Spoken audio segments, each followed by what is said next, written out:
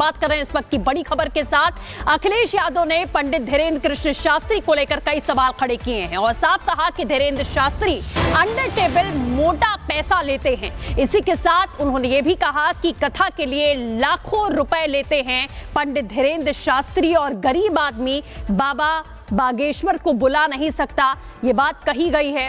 अखिलेश यादव की तरफ से ये टिप्पणी यहां पर की गई है, ये बड़ी जानकारी आपको दे दें। अखिलेश यादव ने बड़े सवाल उठाए हैं और इसी के बाद कई सवाल अब अखिलेश पर भी खड़े हो रहे हैं इस टिप्पणी को लेकर।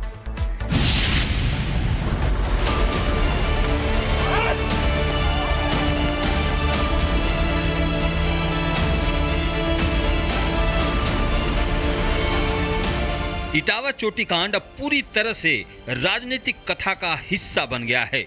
पीडीए को साधने के लिए अखिलेश यादव इसमें खूब खाद पानी देने में जुटे हैं। 2027 के लिए मिले फ्री हिट के जरिए सपा मुखिया जीत का वो पीस तैयार करने की कोशिश में जुटे हैं कि साधु संतों पर बयान देने से भी परहेज नहीं कर रहे हैं। कई कथावाचक हैं जो 50 लाख रुपए लेते हैं। कोई किसी की हैसियत है कि धीरेन्द्र शास्त्री को बुला ले अपने घर कथा के लिए? कोई अंडर टेबल लेगा वो बाबा पैसे? आप पता करवा लीजिए, अंडर टेबल नहीं लेते हैं वो धीरेन्द्र शास्त्री। क्या कथा बाजने की पता नहीं कितनी कीमत होगी उनकी, फ्री थोड़े नहीं। इटावा में हुई छेड़छाड़ की घटना को पहले यादव वर्सेस ब्राह्मण का रंग दिया। कथावाचक विवाद को जातीय रंग देकर यूपी की राजनीति को गरमाने की वो कोशिश जिससे 2027 का पिच सेट हो सके। लेकिन अब इस समीकरण में साधु संतों की एंट्री हो चुकी है, जिसकी शुरुआत कुछ इस तरह हुई।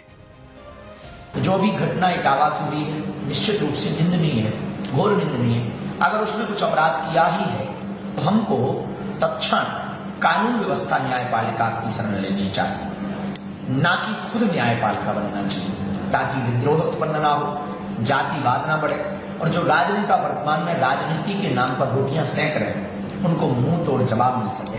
अब अपनी राजनीतिक कास्टवाद के नाम पर रोटियां ना सेकें। भारत को हिंदू राष्ट्र बनाने के लिए कास्टवाद से ऊपर उठकर राष्ट्रवाद की ओर चलना पड़ेगा।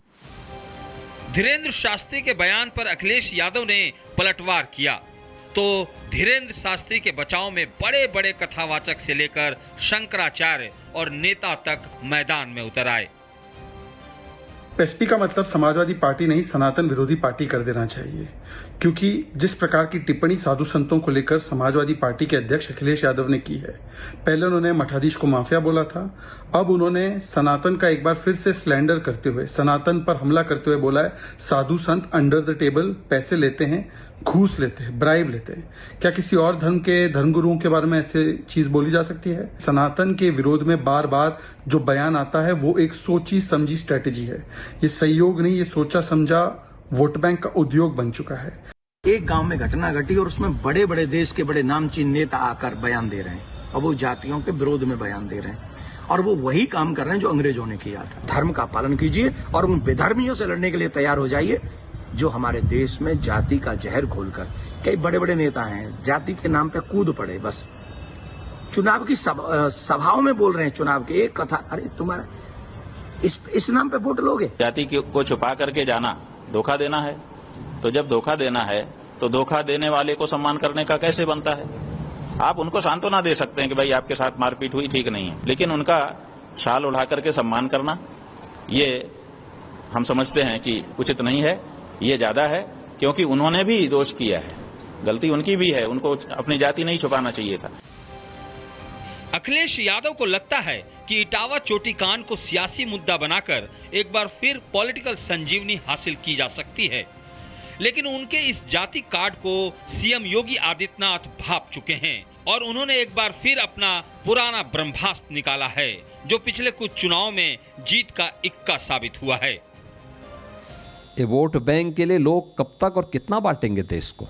अब ये लोग जाति के नाम पर बांटने का काम कर रहे हैं जगह जगह जाकर के।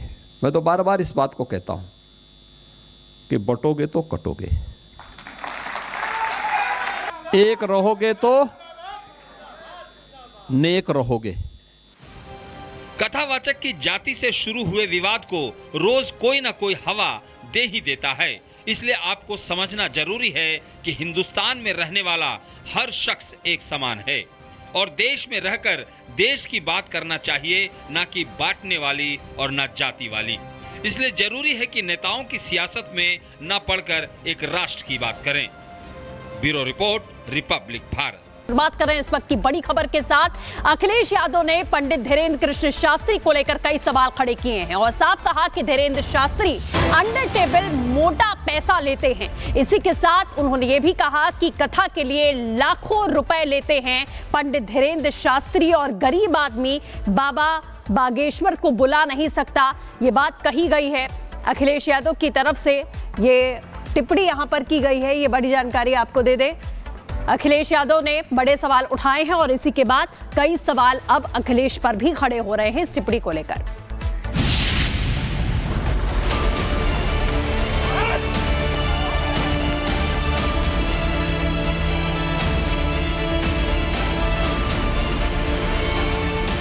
इटावा चोटी कांड अब पूरी तरह से राजनीतिक कथा का हिस्सा बन गया है।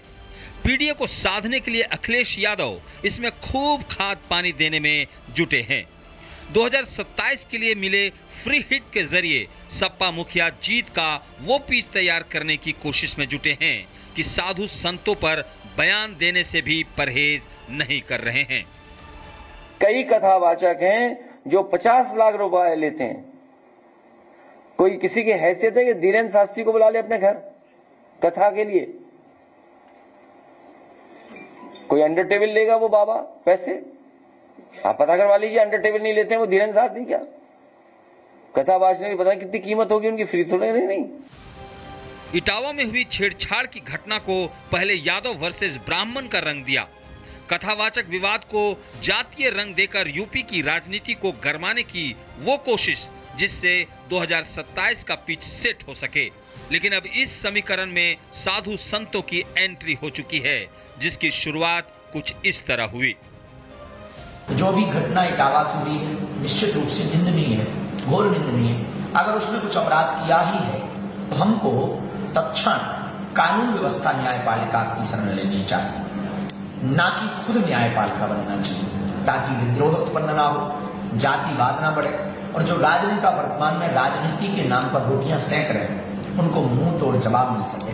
अब अपनी राजनीतिक कास्टवाद के नाम पर रोटियां ना सेकें। भारत को हिंदू राष्ट्र बनाने के लिए कास्टवाद से ऊपर उठकर राष्ट्रवाद की ओर चलना पड़ेगा। धीरेन्द्र शास्त्री के बयान पर अखिलेश यादव ने पलटवार किया तो धीरेन्द्र शास्त्री के बचाव में बड़े बड़े कथावाचक से लेकर शंकराचार्य और नेता तक मैदान में उतर आए।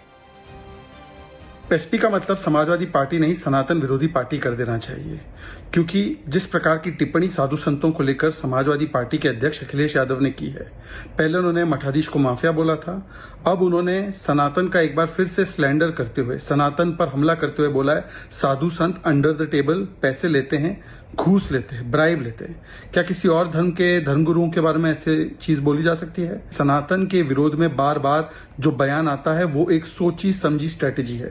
ये सहयोग नहीं, ये सोचा समझा वोट बैंक का उद्योग बन चुका है।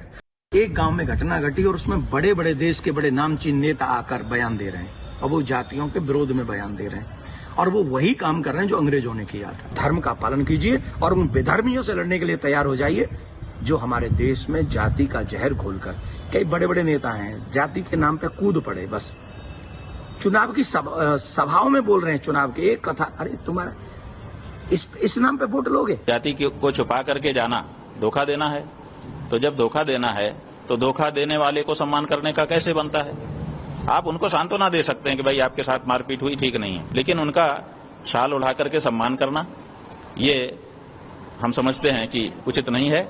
ये ज्यादा है क्योंकि उन्होंने भी दोष किया है, गलती उनकी भी है, उनको अपनी जाति नहीं छुपाना चाहिए था।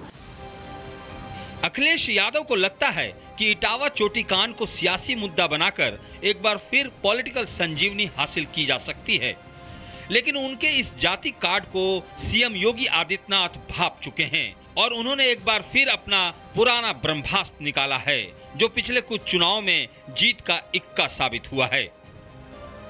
ये वोट बैंक के लिए लोग कब तक और कितना बांटेंगे देश को? अब ये लोग जाति के नाम पर बांटने का काम कर रहे हैं जगह जगह जाकर के। मैं तो बार बार इस बात को कहता हूं कि बटोगे तो कटोगे, एक रहोगे तो नेक रहोगे। कथावाचक की जाति से शुरू हुए विवाद को रोज कोई ना कोई हवा दे ही देता है। इसलिए आपको समझना जरूरी है कि हिंदुस्तान में रहने वाला हर शख्स एक समान है और देश में रहकर देश की बात करना चाहिए, ना कि बांटने वाली और ना जाति वाली। इसलिए जरूरी है कि नेताओं की सियासत में न पढ़कर एक राष्ट्र की बात करें। Bureau report, Republic Bharat.